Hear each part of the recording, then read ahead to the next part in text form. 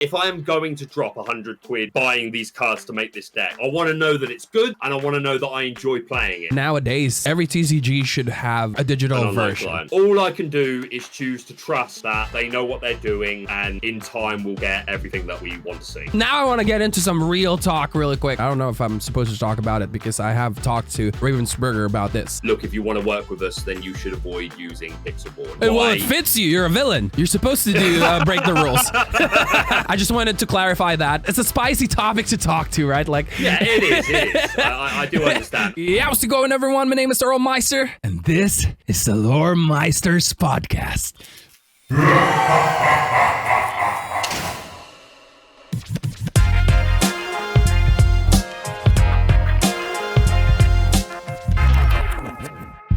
We have been interviewing hero-like guests in the show, but for this week's episode, we will have a villain as the main character of the show, and this is Lorcana Villain. Lorcana Villain is a 33-year-old YouTuber from England who is multi-talented. Most of his life was spent as an actor and as a singer, predominantly for theater and live performance, and a small amount of TV as well. He has directed multiple musicals/plays and has taught acting for kids, teens, and adults. He did musicals such as Les Miserables, Sweeney Todd, Footloose, Oliver Twist, Watership Down, and Guys and Dolls. He also worked as a scare actor for every Halloween event between 2017 and 2022. And in 2022, he was placed in charge of 2 scare attractions, serving as a show captain. He has done this at Thorpe Park and Chessington World of Adventures. Before Disney Lorcana Villain was an ex-Yu-Gi-Oh player. He has 1 regional win at Slough and placed 17th at UK Nationals and SGC California from 2006 to 2008. He also used to write for UK magazine Yu-Gi-Oh! World. Some of his big interests are Pokemon, wrestling, and Metal Gear Solid. All right, how's it going, everyone? We're finally here with the villain himself. It's a spicy episode this week, but I don't really get any villain vibes from Lorcana Villain. but he does look like a villain, you know. He's got that vibe. But yeah, it's a really chill, laid back dude. And yeah, that's really cool. Like all your experience growing up, you know, aside from playing card games and video games in general, acting and singing, you know, voice acting as well. That's really awesome. What got you into that? What started you off? Yeah, so like it sounds a bit cliche, but I do think it's a part of it. Growing up, the one thing we had I grew up as an only child of a single mum, so we got by, but I didn't have tons of toys and options of self-entertainment. But what I did have a lot of was Disney videotapes. So I would watch them over and over and over again. That was basically my childhood, and just mesmerized by the whole bursting into song all of a sudden, and I've just always enjoyed stories. Like even when I was even younger, I remember like going to bed and I had it was like short books of fairy tales, but it came with a cassette so that you could put the cassette on, and the narrator would also be reading it as well as the pictures you'd look at, and it'd have all the sound effects. And I just love stories, man. That's really cool. From a young age, like I was open, like that was something that I had a heavy interest in. And then I think the 2 events that really led me onto the path were I was in year 6 of elementary school, for some of your viewers. And so I was like 10. And we did, when you were in the final year of primary school, you always did a musical, like a short musical, just for little kids. Okay. And we did one called Bugsy Malone, which is a very old, quite famous musical. And it was my first time being on stage, and I just fell in love with it. I wasn't even playing a main character. I had no massive confidence as a kid, but just I really enjoyed it and like getting to sing. And then like a year later, I was taken to see The Phantom of the Opera in the West End in London. Obviously, like, if you're familiar with musicals, or even if you're not, most people have heard of The Phantom of the Opera. But I think everyone knows about it. Yeah, and a very famous one. And it just blew my mind. Like, again, I was already an avid fan of stories and musicals, but just seeing this live, just like the top talents, and just the production, the effects, and it was just mesmerizing. And from that moment, like I was like, this is what I want to do. I want to perform in some way. And like what I'm feeling now, I want to be able to be the person that makes another person feel that way, and just fell in love with it. And then just from there, just it became my life. Other than card games, which was a big part of my teen years, which we'll get to, I'm sure. But if I wasn't doing that, I was doing plays, musicals, all Amdram stuff, like just for younger people. But yeah, put all my time into that, listening to soundtracks, reading plays, reading scripts, and just took over my life. Nice. What would be your favorite play or musical if you've had to choose one? That I've done, or just in general, whether you've done it or watch it, or even dream of being in it. You know? Yeah. So the best answer for that, like at that age, for me, it was Phantom, and that was and is still something I'd love to do. But as time went on and I learned more about more musicals, the one that captivated me the most was Les Miserables. Okay. Was turned into a film a few years ago with Hugh Jackman, so maybe some people have seen that, but it's nothing on the stage show, I'll tell you that for a start. But yeah, just a beautiful, beautiful story, some of the most incredible music. I got to do it not the big professional productions in the West End or Broadway, but I did get to do it a couple of times. Once when I was 16, once when I was 8, twice when I was 18 with like youth companies, and it was the best thing I've ever done in my opinion. And that would be, I've kind of like I'm not really chasing the musical theatre acting dreams as much as I was anymore, just from life circumstances since I became a full-time carer for my mum. I sort of had to deviate my attention. But if I ever do get the chance to get back into it, that would be the one that I feel I would absolutely love to do the most. Nice.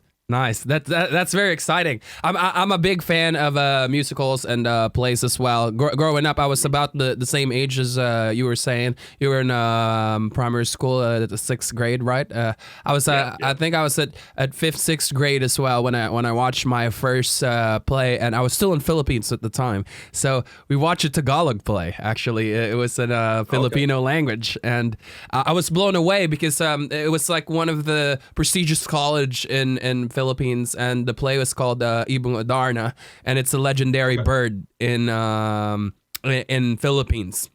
Awesome. And yeah, I got to watch that, and I wanted to do something like that too as a kid, but I didn't know where to start.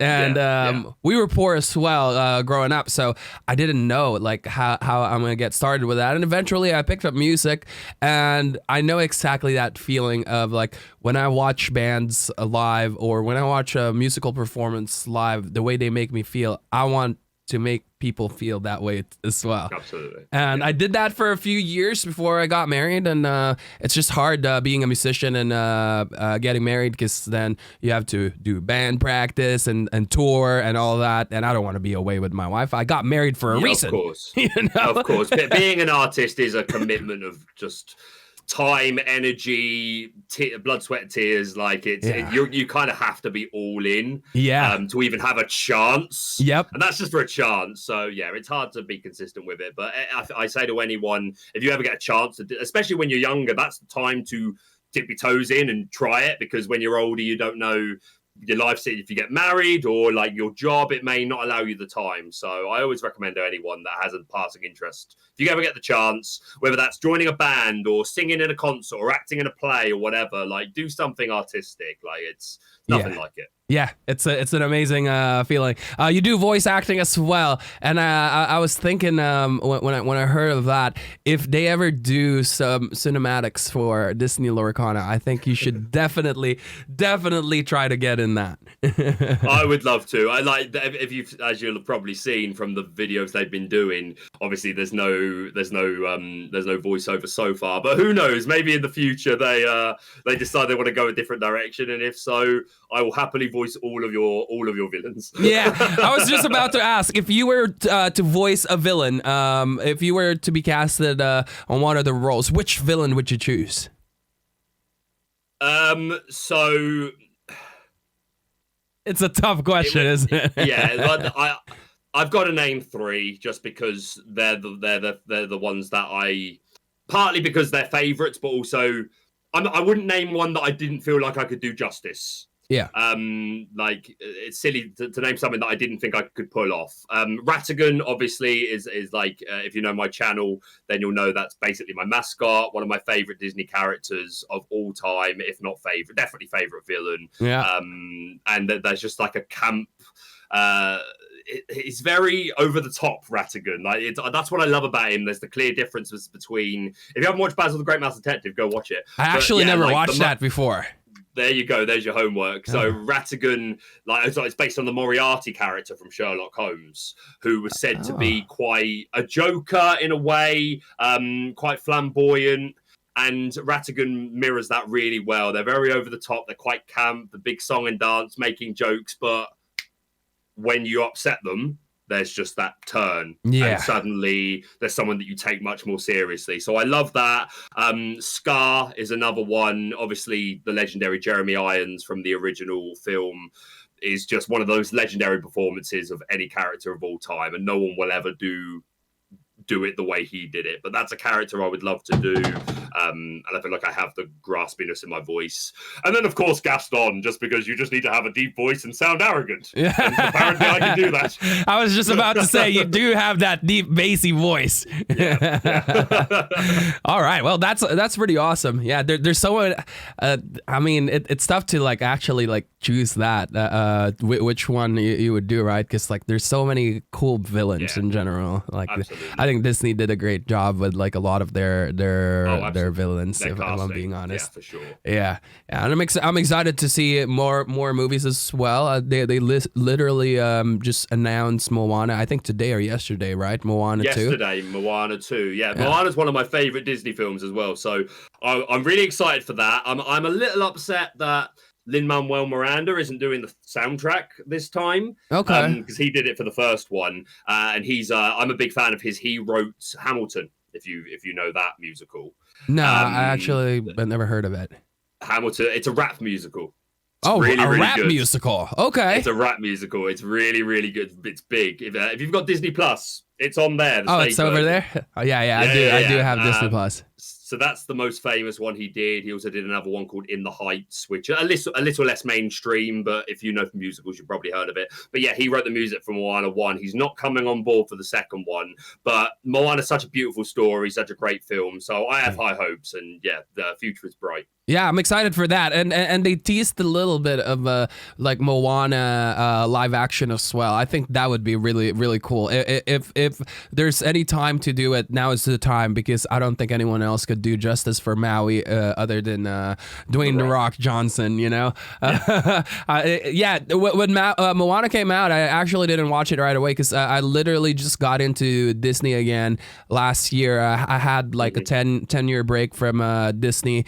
You know, just busy with stuff, and I'm not gonna lie, I kind of lost like my inner child in me that I shouldn't have, and a couple of years ago I started like getting intact with that again. I'm like, why did I stop watching these? Like, am I too cool now for school? You know, I hated those kids back then who were like that. Like, why am I being one of those? And I started watching again, and Moana, I connected a lot with Moana because I think one of the reasons is like growing up watching Disney, I've always wanted like a Filipino princess, or Filipino story in general. Representation, yeah, for sure. I know Moana is not that, but that's the closest thing to basically my nationality, which is we're islanders, right? And we're Polynesians. So I connected well with that, and I think it's really cool. Man. Yeah, I'm about to have a daughter, and she's got a princess that she can do now because of Moana.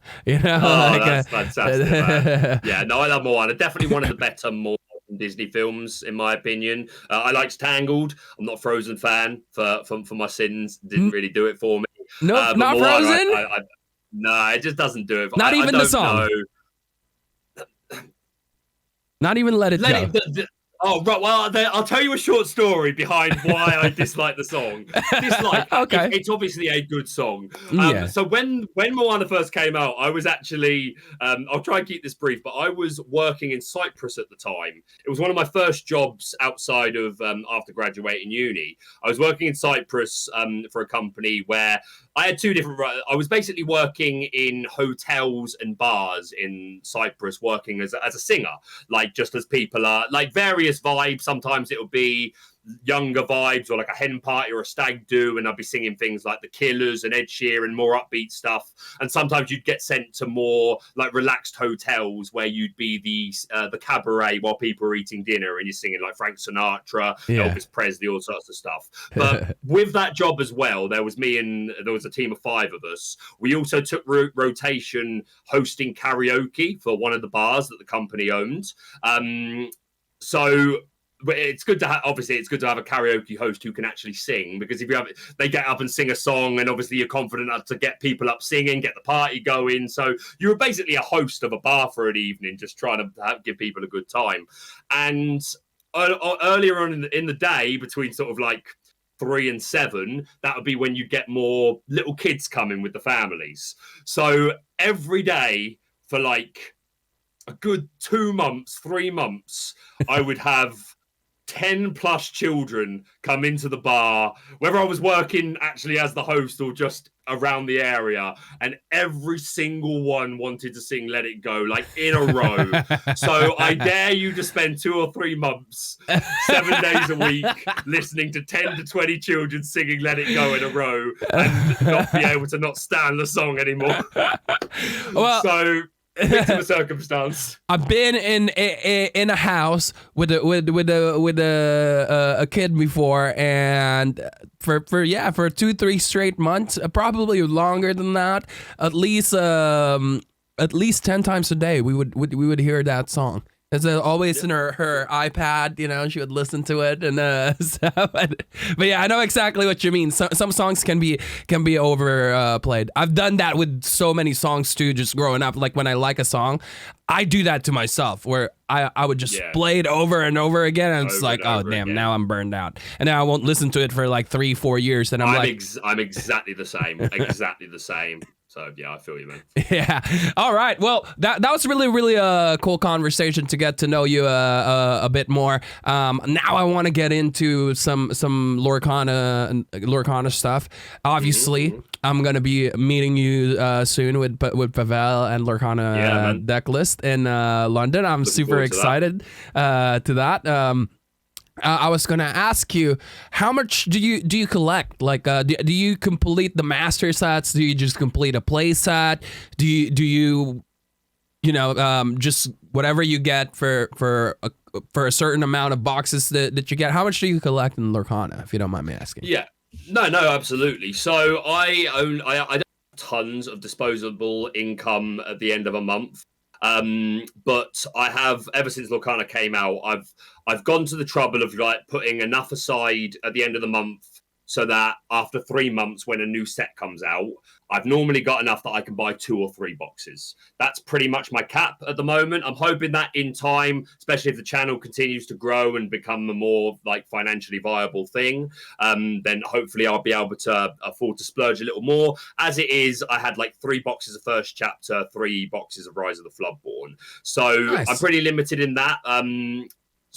First chapter, I was pretty lucky that in my first 3 boxes, I managed to hit like 4 Maleficents, 4 BLT Mickeys. I hit most of the stuff for Ruby Amethyst Control, how it looked in set 1. Yeah. I was able to like, out of the other stuff I had a couple of Bell Strange but Special.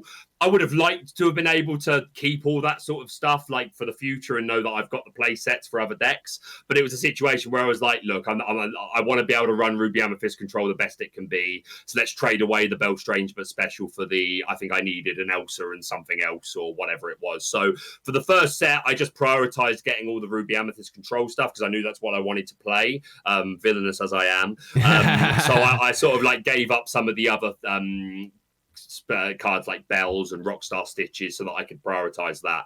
And then set 2, it was kind of the same. I managed to hit most of the stuff I needed to update it for the bounce variant.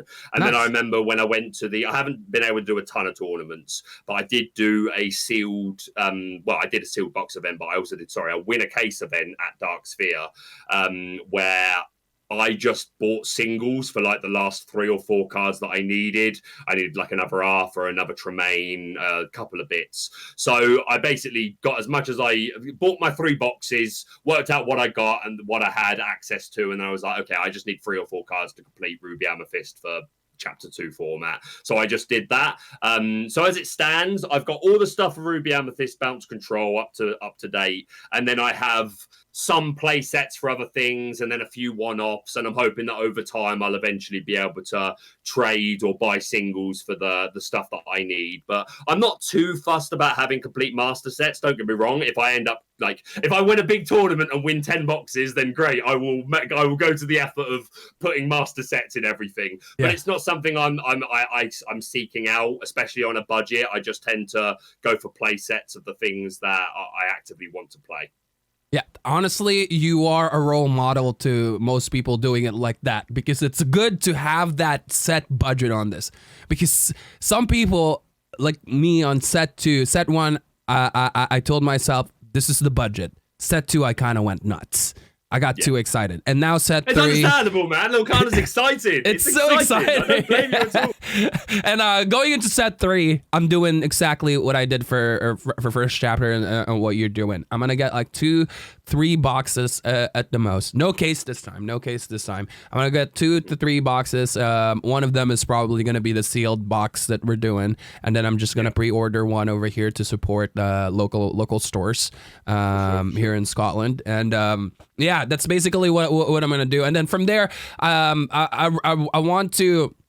What do you call this? I want to just basically buy singles from there. Maybe I'll if there's a new set that comes out, my budget is always actually going to be like 1 box. Unless, like, obviously, like, we get partnered with Ravensburger, and then if we get extra stuff to open and stuff, I'll take that. That's right? A bonus. Obviously, that's a bonus. If you get sponsored product or win product at a tournament or whatever, then that's just on top. Because I realized as well over the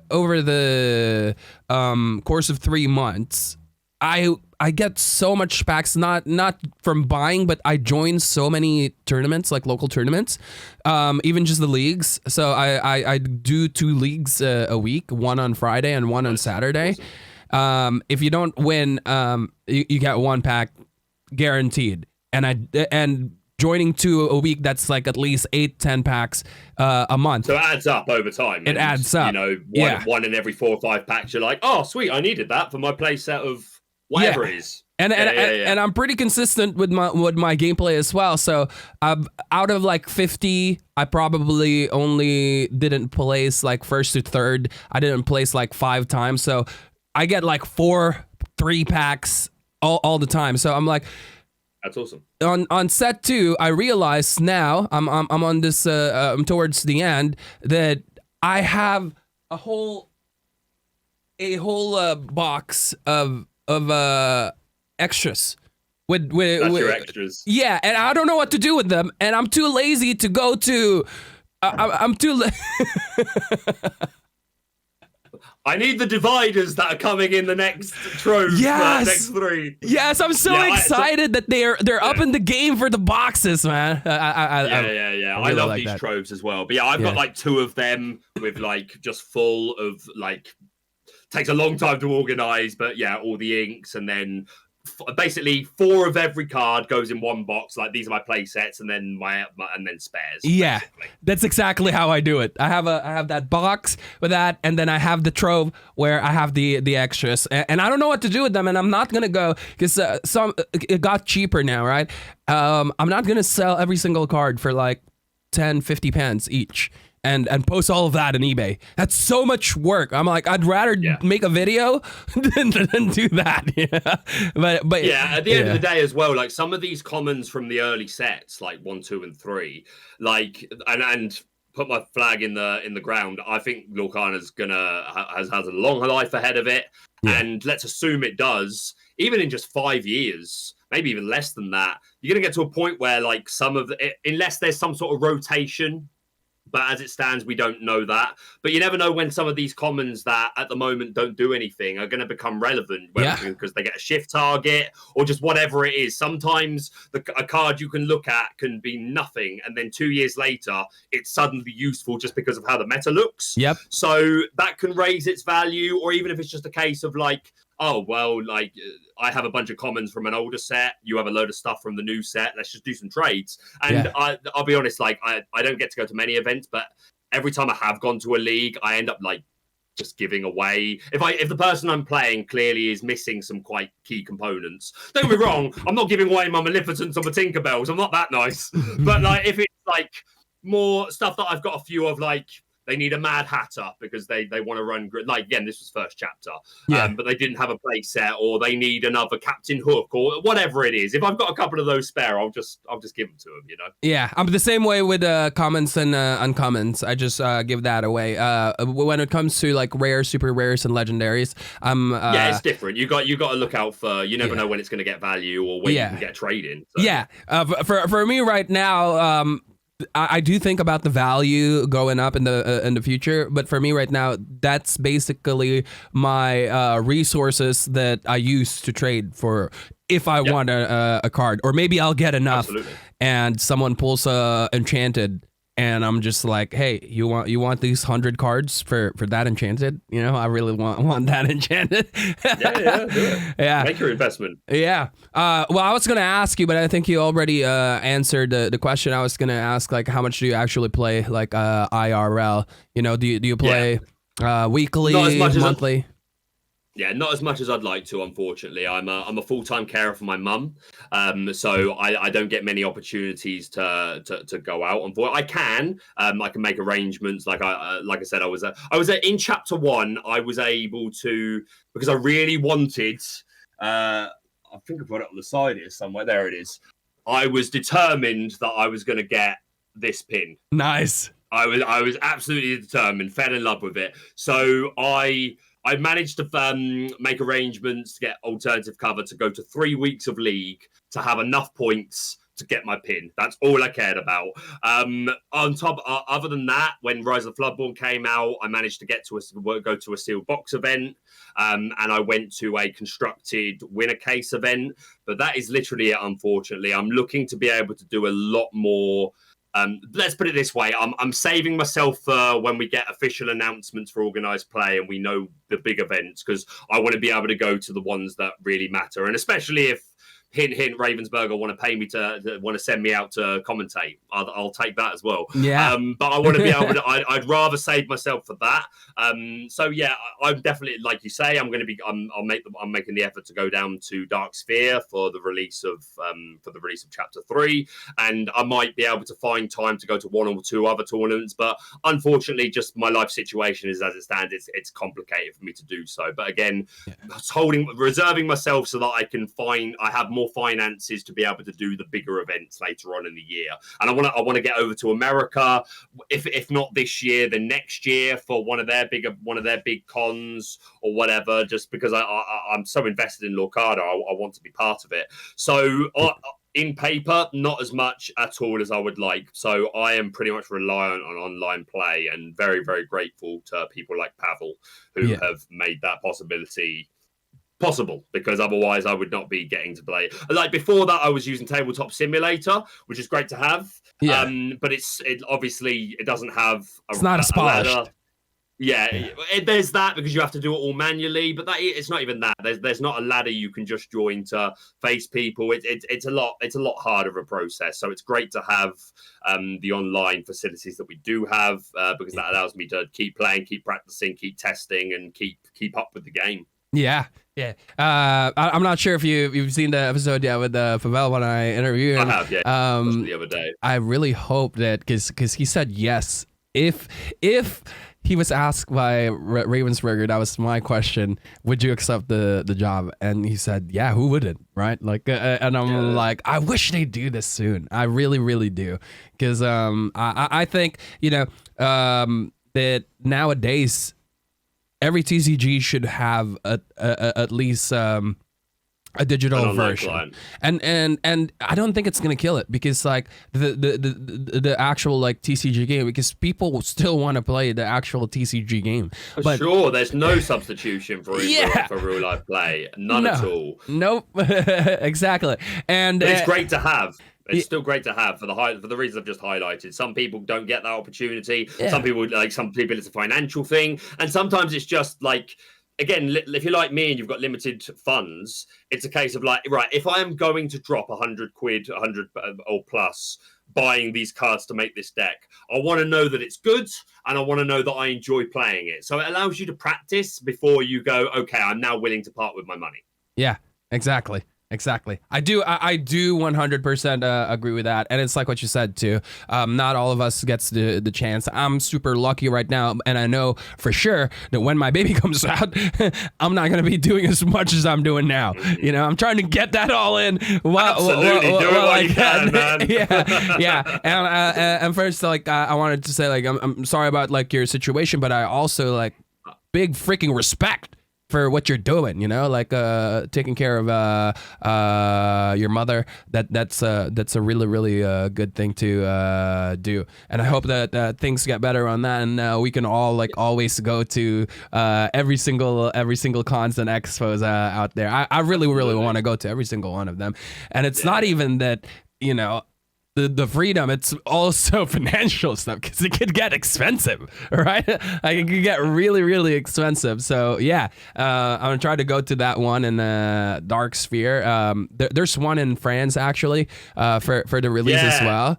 I saw that Steve Warner's going to be there as well, and I saw something about in Poland, something that apparently Ravensburger are actually sponsoring. Is that the one that Pavel posted on Twitter? Yeah. So I clicked that, and it was like an error for me. I really want to see the details. But now that you mentioned Poland, I can probably Google like Poland Lorcana event, you know, sponsored by Ravensburger. Yeah, I'm 95% certain it was, because the link did work for me when I clicked it. I'm 95% certain it was Poland. But yeah, and it's got Ravensburger on the actual like header of all their, I don't know if they're sponsors or just people involved. So that immediately I was like, okay, as far as I know, you haven't officially announced any of the events that you are working with on an official capacity or partnered with. So interesting. Yeah. Now I want to get into some real talk really quick. I don't know if you feel this way, and I'm not excuse my language, I'm not shitting on Ravensburger, but it feels like there's a bit of lack of marketing in their part. I've seen games before get launched. I've seen especially like this big giant ultra megatonic IP that they have for the game. I feel like it's not being, you know, advertised as it should be. Are they waiting for something, you know? Like I don't know. My speculation is that it may well have something to do with Disney themselves. We know that Disney are quite strict in the way they handle their IP and the way they do things. Yeah. And obviously there's been failed Disney card games in the past. That I've seen speculation that it's actually related to the fact that there wasn't as much stock printed for Chapter 1 as you might have thought there would have been. And I've seen speculation that this is something to do with Disney like wanting to test waters. Again, this is purely speculation. I have no hard evidence for this, but just it's not the same at all. But I have a lot of friends that have worked as performers for Disney, everything from working at the parks as character actors to working on the ships. And I know that they're quite strict in the way they do things, and it wouldn't surprise me if they are involved with how it's being rolled out and if they just want to be cautious with it. I don't know why. I don't claim to have the business savvy to understand what leads into all these big decisions, but I wouldn't eliminate the idea that Disney have a hand in how it's being advertised and how it's just being run at its core. So maybe that's part of it. Maybe Disney have put like have said only do X amount. Again, I have no idea why they would. I don't claim to have the business mind to understand it, but when you're handing Disney IP, I imagine there are strict rules you've got to stick to. Yeah. But again, I don't consider myself an expert in advertising either. So while I can see where you're coming from, I can only imagine. Yeah, I would have been nice to have already received some more details about like events coming up, because obviously for a lot of people need to plan this stuff well in advance and know where they're going and where the big events are. Yeah. So when we got the announcement last month, obviously there was some hope that we would start hearing some specific dates and things like that. We didn't, but all I can do is choose to trust that they know what they're doing, and in time we'll get everything that we want to see. Yeah. You know, I keep thinking about this because I have heard and I know that Jimmy, Mr. Beast, actually plays Lorcana. Get one of the videos, sponsor one of the videos, and just like, hey, we heard you like Lorcana. I think this will fit your thing, and his audience as well are young, right? Just do one video and talk about Lorcana. He might do.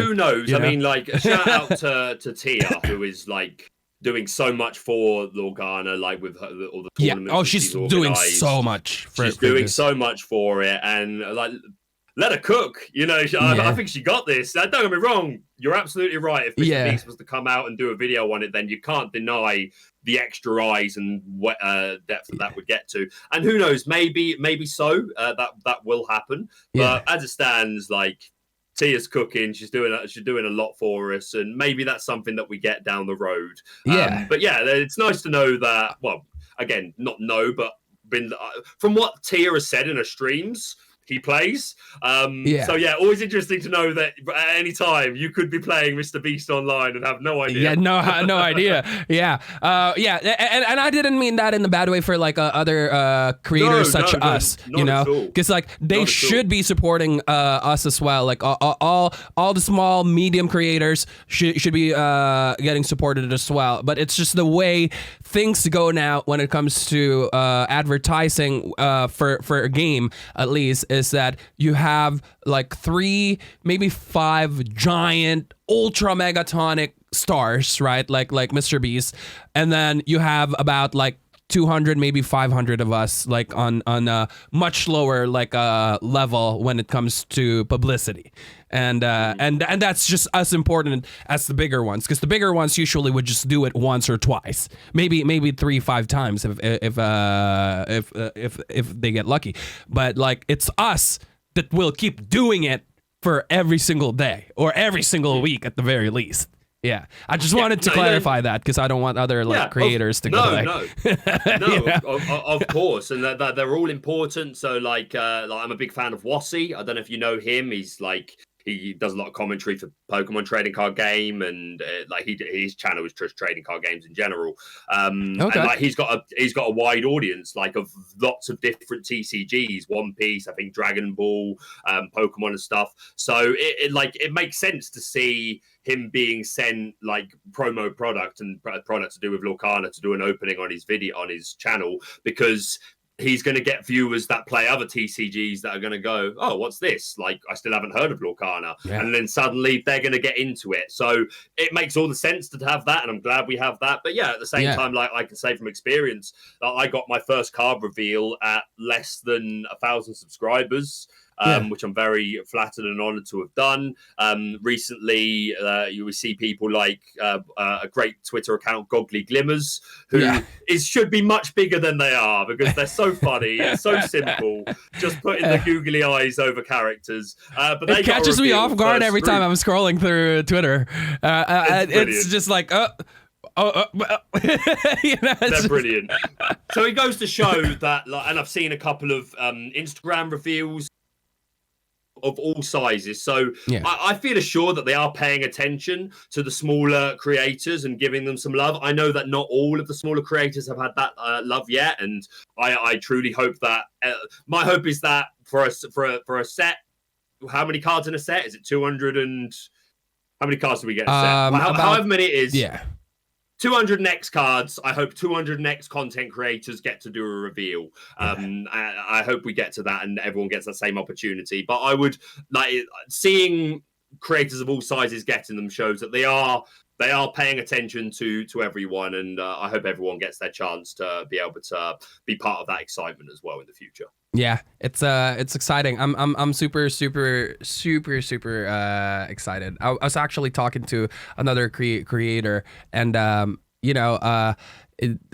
we are celebrating everyone that's what do you call this, that has done all of this, and then like what you said too, you want other people to get the experience as well, but some people are not getting that opportunity because there is one super secret. I don't know if it's super secret. I don't know if I'm supposed to talk about it because I have talked to Ravensburger about this. Like I was like, hey, I'm investing a lot of time on this, but half of my content was through Pixelborn, and apparently that's actually a red flag for them. Like as a creator, like you're not supposed to be like doing any of that because it's not official.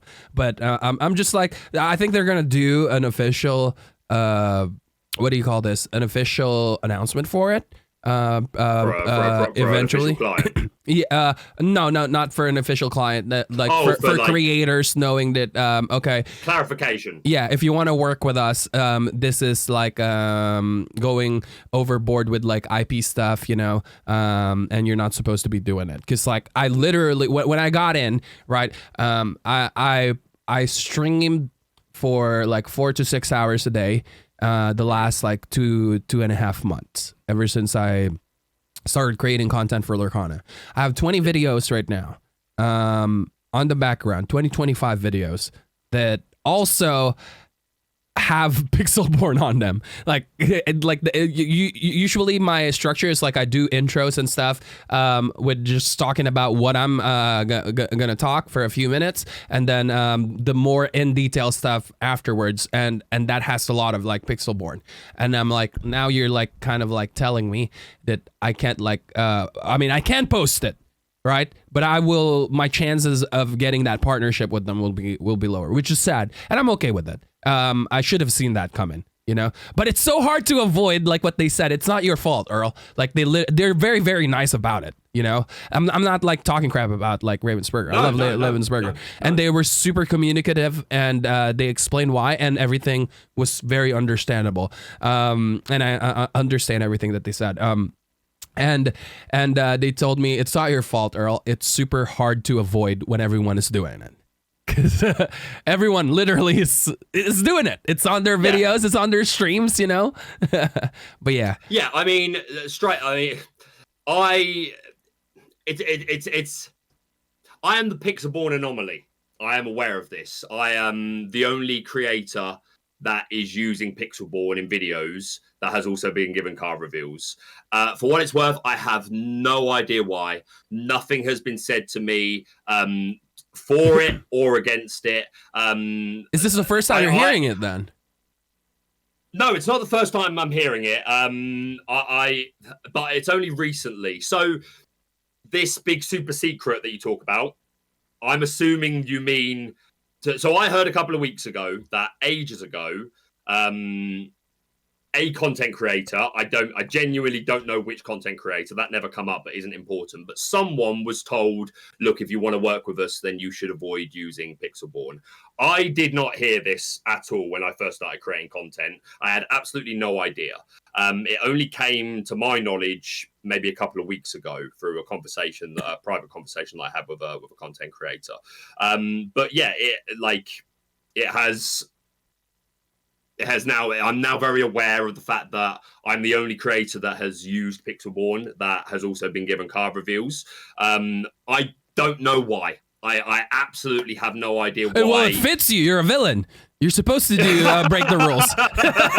There you go. I'll take it. You're supposed to break the rules. Yeah, there you go. But no, in all seriousness, I have no idea. It's a situation which is, on one half, like, it's kind of awkward for me because I don't know why I'm the only one that's not that's using Pixelborn and it isn't seeming to count against. At the same time, I'm not going to question it massively. Like it's obviously I need to also think about what's best for me and my channel. Of course, yeah. And so I'm not going to turn around and say and look a gift horse in the mouth. Basically, I'm flattered that I got even one card reveal. I'm flattered that I've been given a second one. Obviously, my hope is to become an ambassador. I've not made any secrets that my dream, more than anything, really for Lorcana is to commentate. I want to cast. Yeah. So obviously, I want to have a good relationship with Ravensburger.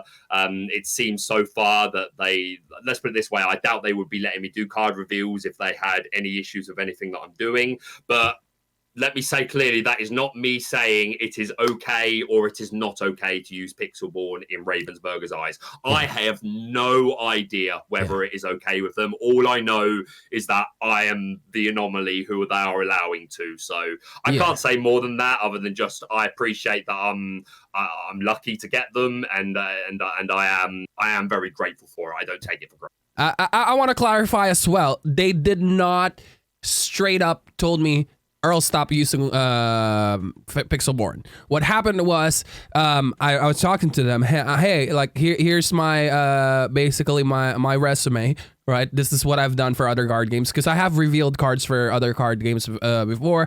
I have partnered and sponsored with different game devs, including Wizards of the Coast themselves when I was doing Magic the Gathering, and I'm like, I want to do that with Lorcana as well, because actually, like, out of all the card games that I played, this is the one that I'm planning to invest years with content creation. And they told me we're gonna get into it soon. We'll let you know once we start reviewing this. And it's like just make sure that you do not do anything that like breaks any of the rules, or like the copyright infringements, and all that. And so I'm like, okay, let me read this very clear, and let me ask a question. Does Pixelborn count as copyright infringement? That's my exact question. And there was one word that they answered. Yes. But they did not tell me to stop. Well, in that case, for what it's worth then, in that case, you've gotten more back than I have, because I went to the trouble of asking, and I just didn't even get a reply. So, like, I wanted to be so clear with them with this as well. Yeah.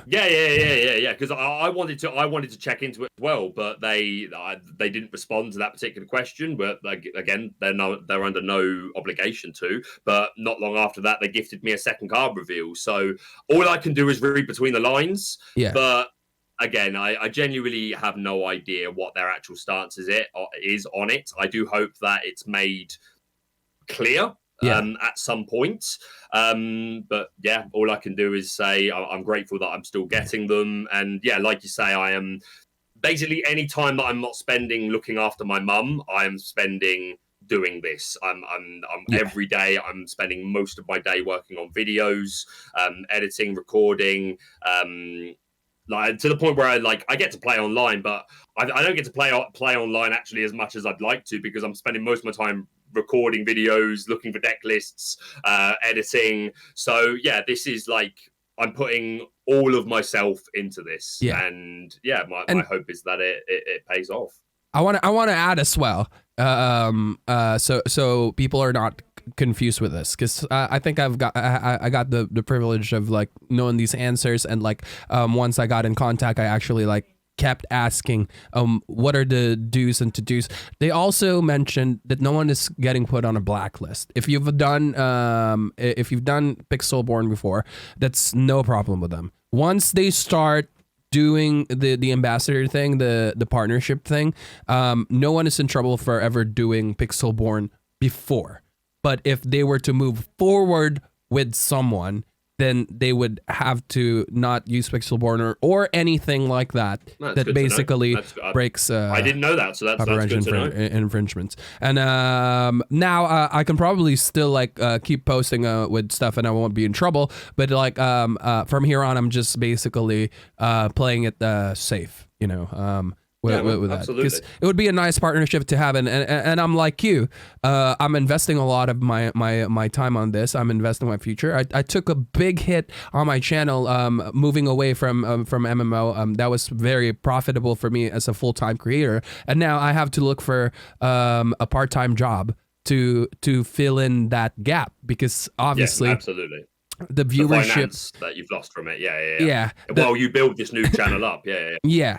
I lost like 70-80% of everything that I was doing, and that's fine with me, because I'm here for long term. I'm not expecting this to pay off anytime soon. You're taking a leap of faith. You're taking a leap of faith. Yeah, and I believe on the project. I believe on the project, and that is why I talked about this, because I want to make sure that I have a chance of getting that partnership, because just like you as well, I want to cast or host or any of that. I think I could do justice to that. So, magic. Yeah, exactly. Yeah. Be involved. And yeah, hopefully that I get it in the future. But yeah.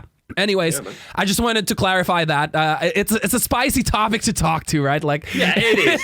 I do understand. That's why, like, I thought it was right to acknowledge it and say my piece on it and how I am, because obviously, like, through full transparency, obviously as a content creator, you've got to watch what you're saying if you want to work with Ravensburg and that or anyone in general, right? Yeah, absolutely. So like, really the safer thing is just no comment, but like at the same time, I'm not just trying. Yes, I want to work with Ravensburger, but I care about the community and I care about the audience, and I'm grateful for the audience. So if clarifying my end of it is helpful to someone in some way or informative, then I feel like that's the least I can do. And unfortunately, the answer is I don't know. But like you say, I hope that everyone gets the opportunities to prove themselves and keep growing and just keep growing this community, because so far it's the best community I've been a part of. Exactly. I freaking love this community. Everyone is so nice, There's probably one or two people that I'm like, but 100 million of the other people are like, yeah, let's go. Even the villain smile here. Yeah. Now we're gonna get into some fun segments in happens to me all the time, stream. Man. Don't worry, all the time. That conversation alone there, that it kind of like prolonged what I was planning. I wasn't planning to actually like talk about that with you, but like since you were comfortable talking about it with me, and I felt like I have to share that information that I got as well, like, because there's so many like creators there that are hoping and asking these questions, and they don't know the answer, and I know that Ravensburger can't answer everyone as well at the same time, and I got that chance to speak to them, and I'm sharing the information, and they were super nice about it. And not like what I said. I want to clear this up. Not once did they tell me to stop using it. They just basically laid down some rules, and then it's up to me if I want to keep doing it or not. All right, so this is the fun part now. Away with the real talk, serious part.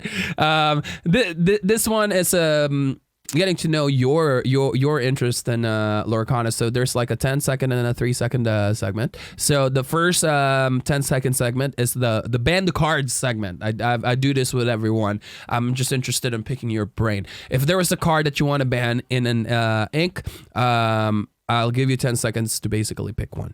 Let me know when you're ready. Let it go. All right, Amber. Oh, sorry. Was I meant to say the name of the ink? No, I'm gonna say the ink, and then you say the card from that ink. Oh, so right. I got your answer with amethyst. Right. Okay. Sorry, hold on then. Let me this, but let me get up a folder where I can see all the cards straight away, because otherwise I will just be trying to remember what's actually in the set. So let me cook quickly and get one of my archives up. So, all right, here we go. Ban the car segment. 10 seconds to answer. Number 1, Amber. Rapunzel. Number 2, Amethyst. Moaning Goat. Number 3, Emerald. Bucky. Ruby. 10 seconds. Go. Ruby. Maui. Maui, okay. Sapphire. Sapphire would be Fishbone Quill. All right. Steel. Whole New World. Nice. Yeah, everyone bans the whole new.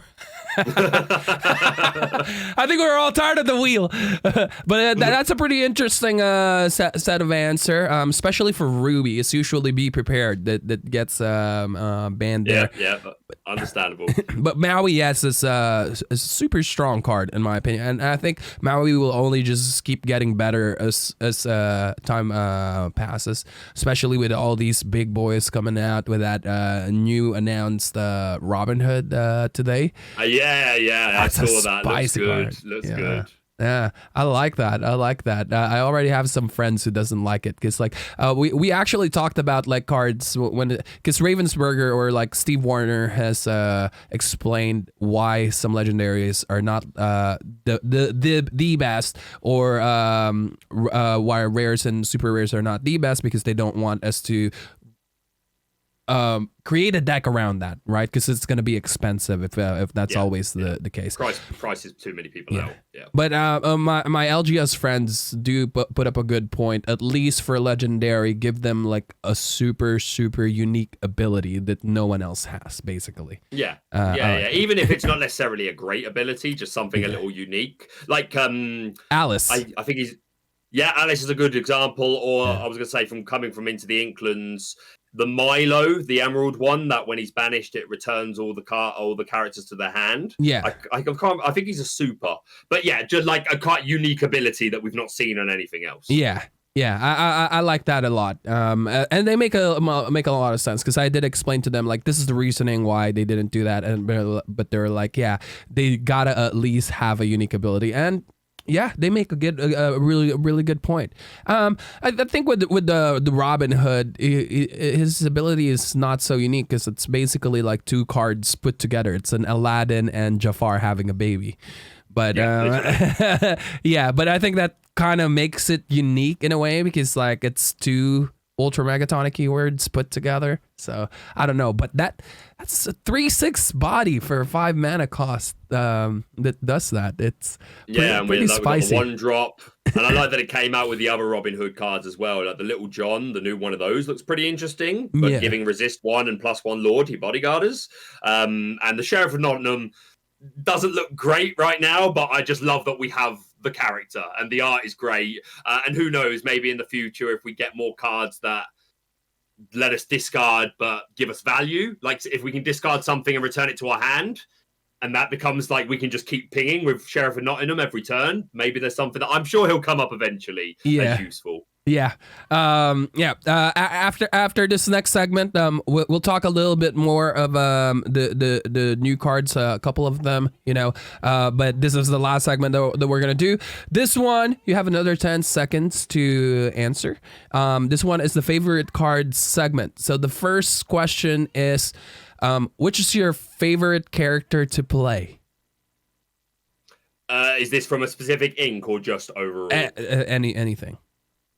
To be honest, goes against the villainous trait, but I've just been loving Mufasa.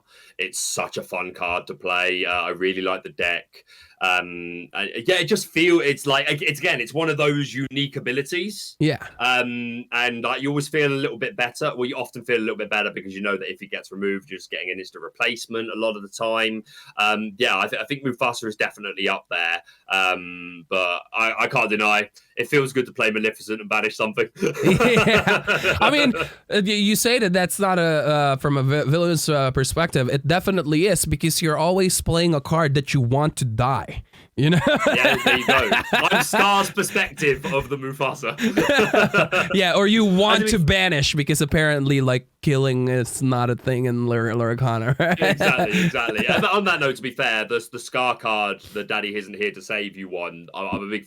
if you can get a big board wipe such a mean card. It's fun. Again, it's a bit niche how often it actually happens. Like, I was playing that Scar in my Mufasa deck, and I think from, like, 40 games, I had one game where I was able to literally I was against Dear Lambert songs. So take out a Ballroom Sensation Cinderella, take out a Night in Training, take out a Stitch, and then take out the Rockstar Stitch before you get taken. There's a complete board wipe. So yeah, that's a fun card to play. Yeah.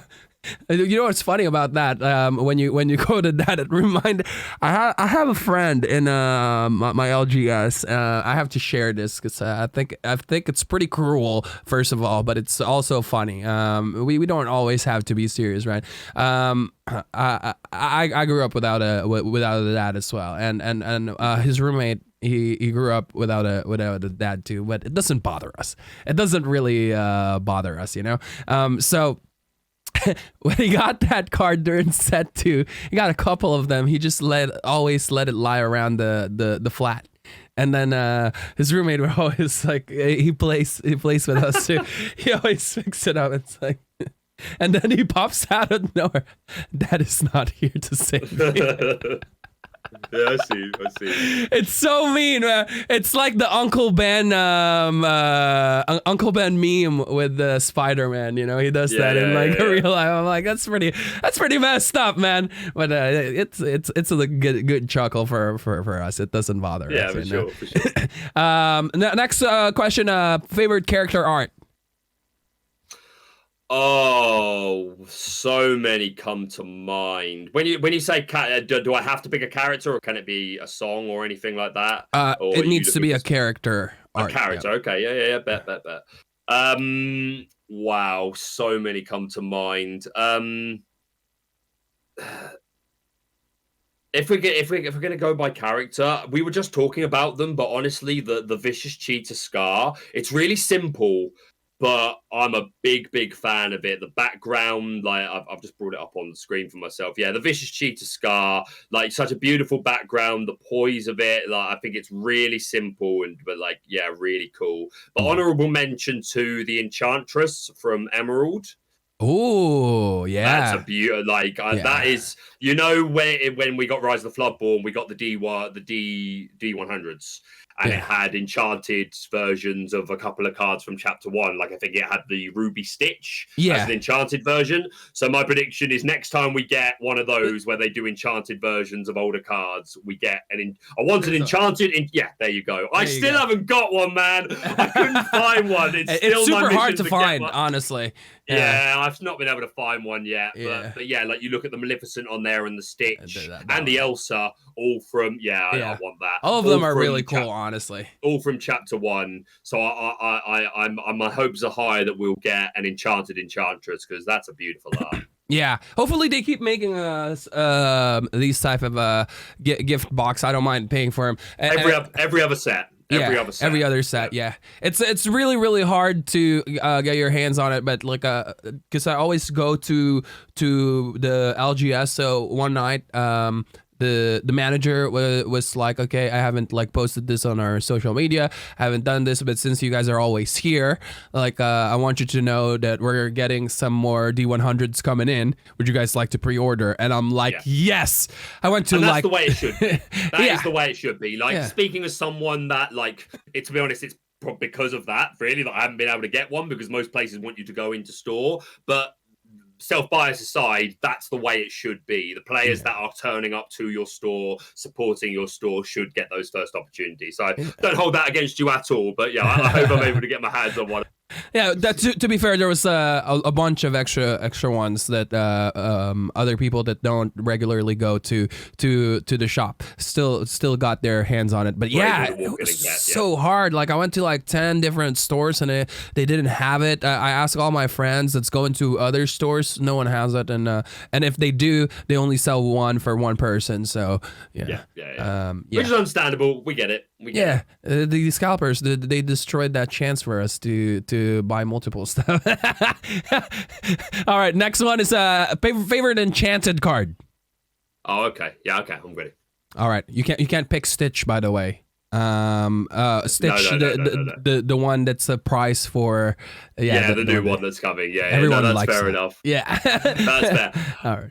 For me, it's probably Shere Khan. That's beautiful. Obviously a villain. Great character. I've pulled one enchanted. I have the Snow White one.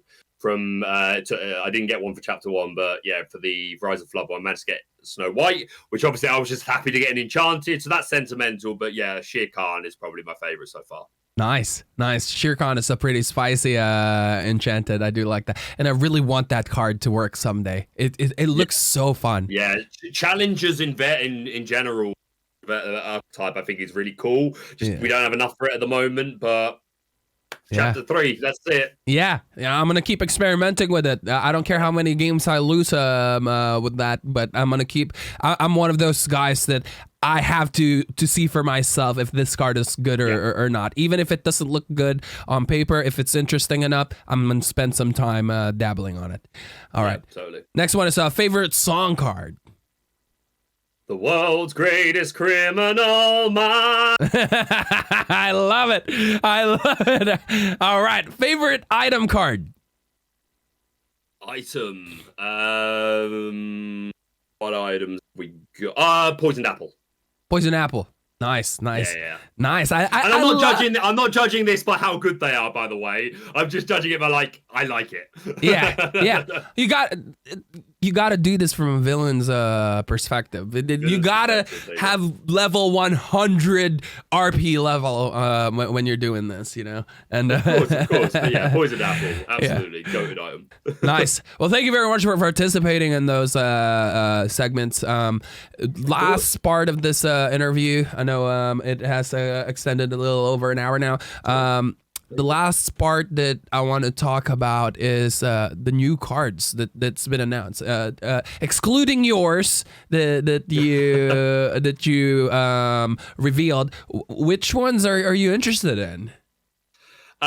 So from two perspectives, interested just because I think it's cool, and then also because I think it's got a lot of chance of being good. So obviously locations look super interesting. I don't think we've got enough for it yet that I'm immediately oh, this is going to be meta, but I love the Sorcerer's Tower location. I love the theming of it. I think with enough better brooms and broom support, there could be something really cool there in the future. But yeah, just thematically, and the art and everything. The Sorcerer's Tower is one that really jumps out. From a play perspective, well, off the back of that, Jim Hawkins is a character I love. Treasure Island is probably my second favorite Disney film ever.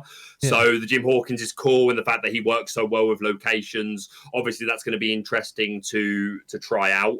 Some of the stuff that I think is immediately going to become good. Prince Eric, expert helmsman, the 4-cost uninkable that banishes a character when he's banished. Yeah, that looks cool. Very interested in that, especially in the Mufasa deck. I think there's a lot of legs there. So yeah, Prince Eric is one that definitely jumps out. I love the hyena Shenzi that we've got for Emerald. Yeah, who, she seems really cool. Gets +3 strength at a location. I wish we get more hyenas too. Yeah, I'm sure we will. So that immediately interested me a lot. I'm not too fussed about I know we've got stuff like Lucky Dime, which seems okay, but it's not really my cup of tea. But hopefully it's cool. The new Robin Hood stuff obviously looks cool. Yeah. I'll tell you what I really do like. I love the Robin's bow and Captain Hook's rapier. Yeah. Love that. I like right from set 1 when we started seeing things like Tinkerbell that gave a +1 to Peter Pan's. We got a couple of those, and now we're starting to see a few more specific character synergy. And yeah, just the idea of having the bow and the sword of Captain Hook and Peter Pan is really cool. It's so cool. I like that the Captain Hook sword as well, just on top of, hey, give +1, give Challenger 1 to your Captain Hooks, but also if you banish a character, draw a card. So that's pretty splashable. It might, whether or not it'll be good enough to become meta is different, but that immediately is a useful ability. Yeah. So I'm a big fan of that. So yeah, I really love the cards that are specific to characters like Robin's bow and Captain Hook's rapier. Love the idea of the Sorcerer's Tower. But yeah, from a meta perspective, Eric Helmsman looks really good. The new Pluto is going to be a fantastic addition to.